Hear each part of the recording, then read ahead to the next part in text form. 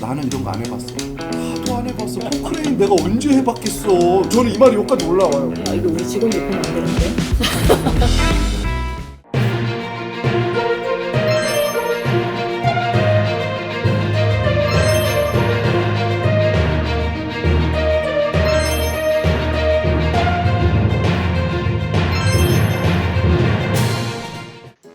스트레스를 주는 직원과 풀어주는 직원은 누구인가요? 몇 명씩 떠오르는데요. 자리 배치도 떠오르고요. 한 4년 차쯤에 그걸 스트레스로 받아들였는데 지금은 개인 개별적 특성으로 지금은 이제 좀 인지를 하기로 바꿨어요.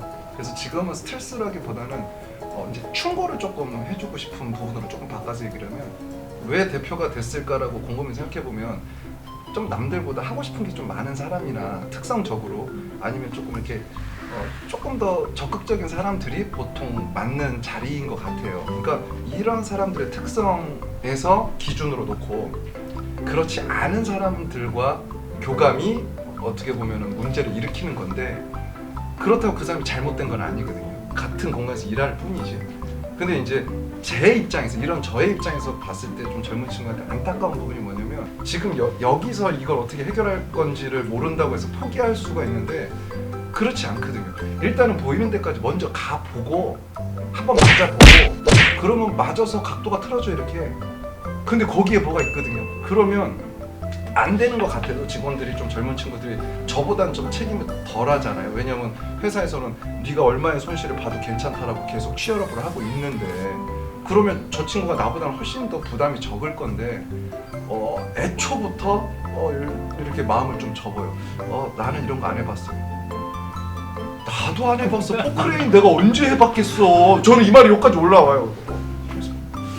근데 지금은 이제 다름을 인정하고 알겠어. 그러면 그 사람의 포지션을 바꿔줘.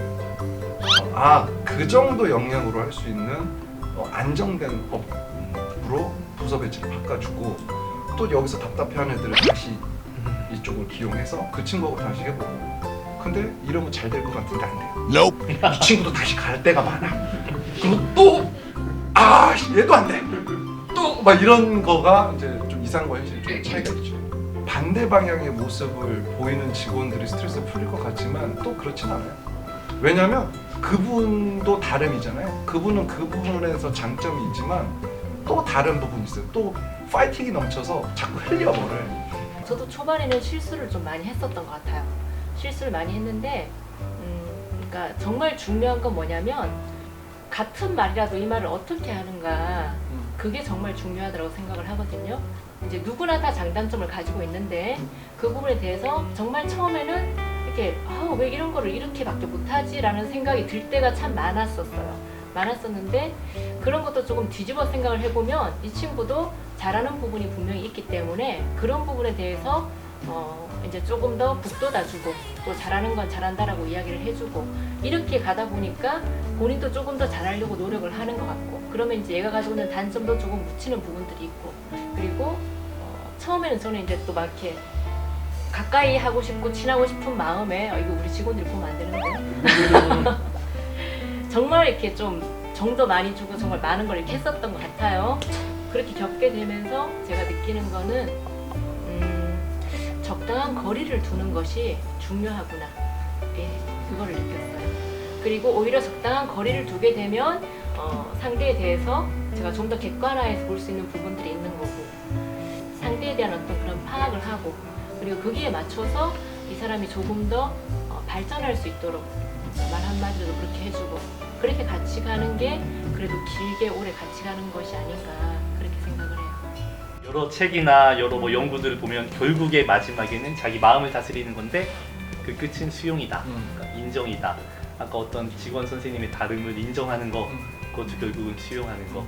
어느 정도의 거리를 두신다는 거, 그것도 인정, 수용인 것 같아요. 그래서 그 수용을 하려면 두 가지 방법이 있대요. 초보들은 첫 번째, 그 자리를 그 순간에 피해라. 내가 만약에 묵혔다. 만약에 내가 스트레스를 받는다. 피할 수 있으면 그 자리를 피해라. 근데 피하는 것 중에서도 최대한 밖에 나갈 수 있으면 3분만이라도 이렇게 환기를 하고 먼 곳을 쳐다보면 약간 생각 전환이 되면서 좀 이렇게 수그러든다라. 초보자들은 그렇게 하면 되고 고수들은 이제 공감이라는 단어를 쓰는데 공감을 하면 스트레스를 잘 해소할 수 있는 수용의 단계에 이른다는 거죠. 말이 어렵죠? 공감할 수 있어요? 나를 스트레스를 주는 사람한테. 공감을 하는 방법 중에 하나가 적극적인 경청이라고 합니다. 내가 잘. 아, 그럼 잘하시네요. 근데 경청은 그냥 잘 듣는 건데 적극적인 경청은 한번 따라해보세요. 이렇게 말도 하고 그렇구나 이렇게 눈도 보고 하는 게 적극적인 경청인데 아무리 화를 나게 하면 그럴 때에도 적극적인 경청을 한번 직원들과 소통을 해보면 좀 도움이 된다라고 하니까. 저는 경청을 너무 많이 해가지고 제 주장이 있었는데 얘기를 듣다 보면 너무나도 적극적으로 경청을 해가지고 무조건 들으면 다 바뀌어요. 그러니까 이게 팔랑귀처럼 된다고 해야 되나? 그러니까 너무 그 깊숙하게 공감을 한 나머지 내가 잘못해서 생각했었던 거구나. 너가 무조건 오라로 되는 것 같아요. 너는 줏대가 없다. 너는 팔랑귀다. 너는 뭐 너의 의견이 없냐. 저는 여기에 대한 답변이 아까 있어요. 뭐냐면 기업 대표의 직업이 많은 직원들과 많은 밖의 외부 환경의 변화와 그 다음에 나를 평가하는 여러 사람들 또 뭐 자금 문제도 있을 거고 직원 문제도 있을 거고 뭐 거래처 문제도 있을 거고 이것들이 실시간으로 변동이 오거든요. 10분 전에 옳다고 생각했던 판단이 10분 후에는 틀린 판단이 될 수가 있는 거거든요. 그러면 내가 귀를 열지 않고 꼰대 정신으로 내가 맞는 방향으로 나를 따르라고 갔을 때 확률적으로 이제 역산을 해보면 성공할 확률은 이게 마이너스 자승으로 밑으로 꼬꾸라박는 거거든. 그죠? 그러면은 기업이 대표가 뭘 해야 되냐면 귀를 항상 열고 나는 팔랑귀라는 얘기를 들어도 그걸 욕이라고 생각하지 않아요. 세상에서 제일 오래 사는 직업군이 뭐라고 생각하십니까? 심리상담사? 심리상담사도 있는 것 같은데 보면 이제 이 지휘자가 제일 오래 산다라고. 왜냐면 지휘할 때마다 이제 감동을 받는다라고 하죠. 감동을 좀 많이 받는 사람들. 그러니까 우리가 이렇게 우리도 적극적인 경청을 하라는 것은 이제 감동을 내 스스로한테 강제로라도 좀 준다라고 생각을 하시면 앞으로도 무슨 일이 있을 때 그냥 이렇게 하지 말고 뭐 이렇게 하는 버릇을 좀 들이면 조금 더 오래 살 수 있지 않을까요? 네. 감사합니다. 안녕하세요. 저는 대덕 연구단지에서 커피 문화를 전파하고 있는 커피1011 대표 김은영이라고 합니다. 커피 매장을 운영을 하면서요. 커피 대회 심사위원, 커피 창업 컨설팅 등 다양한 활동을 하면서 커피를 통해서 많은 사람들을 만나고 있습니다.